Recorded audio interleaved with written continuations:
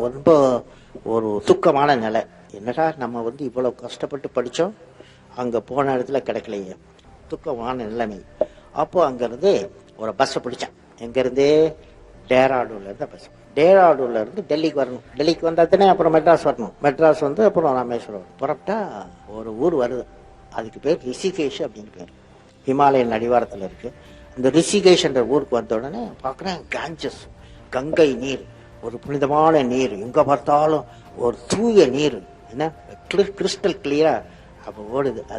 அதை பார்த்த உடனே எனக்கு அது குளிக்கணும் அப்படின்ற ஒரு ஆர்வம். கங்கையில மார்னிங் 6:30 குளிச்சுட்டு அப்புறம் மேலே அப்படி பார்த்தேன். அங்கே ஒரு ஹில், ஒரு பெரிய ஒரு மலை அடிவாரம் இருக்கு. அந்த மலை அடிவாரம் என்ன இருக்கு அப்படின்னு போய் பார்க்கணும் அப்படின்னு நடந்து அங்கே போனால் அங்கே ஆசிரம் சுவாமி சிவானந்தா ஆசிரம். அங்கே போனால் அவர் சுவாமி சிவானந்தா கடவுள் மாதிரி உட்காந்து அங்கே நூற்றுக்கணக்கான பேர் உட்கார்ந்துருக்காங்க. அவர் கீதா உபதேசம் பண்ணிக்கிட்டு இருக்கார். கீதையை பற்றி அவர் சொல்லி கொடுத்துட்டு இருக்காரு. ஒரு லெக்சர், கீதையை பற்றி லெக்சர் கொடுத்துருக்காரு. அப்புறம் நான் அவரை சுவாமி சிவானந்தரை போய் பார்த்தேன். அவர் ரூமில் உட்காந்து நான் என் பேர் சொன்னேன். நீ ஏன் கவலைப்பட்டு கொண்டிருக்கிறாய், ஏன் கவலைப்படுகிறாய், என்ன காரணம் அப்படின்னு கேட்டார். நான் சொன்னேன், சார் நான் சுவாமிகள் நான் பைலட்டாக பறக்கணும்னு பார்த்தேன், பறக்க முடியலை, வேலை கிடையாது, அந்த வேலை எனக்கு கிட்டலை, அதனால தான் கீதையை ஓப்பன் பண்ணேன். பகவத்கீதையை ஓப்பன் பண்ணி 11th சாப்டர். அது அர்ஜுனாவுக்கு எப்போதுமே ஒரு சந்தேகம், என்ன வாருக்கு போகணுமா, குருச்சேத்ராவுக்கு வாருக்கு போகணுமா, போக வேண்டாமா என்ற ஒரு சந்தேக நிலைமை. அப்போ நம்ம லார்ட் கிருஷ்ணா ஒரு விஸ்வரூபம் எடுக்கிறார்.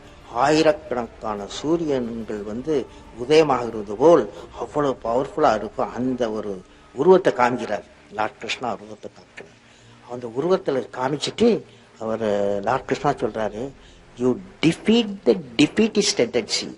அதாவது இடும்பைக்கு இடும்பை கொடுப்பார்.